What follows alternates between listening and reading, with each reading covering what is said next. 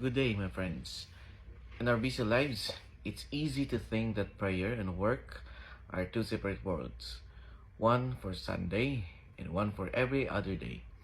But in truth, the two are not enemies, they are partners in purpose.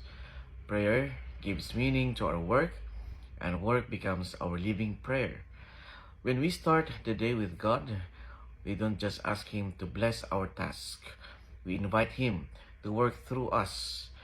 It's not about having more time, it's about giving time its direction.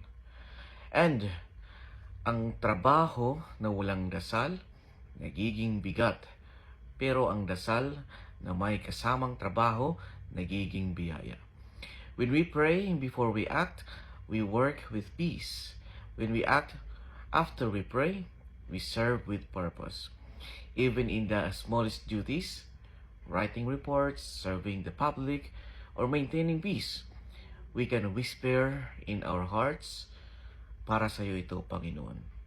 So today, let's remember, ang tunay na lingkod, marunong magdasal habang kumikilos.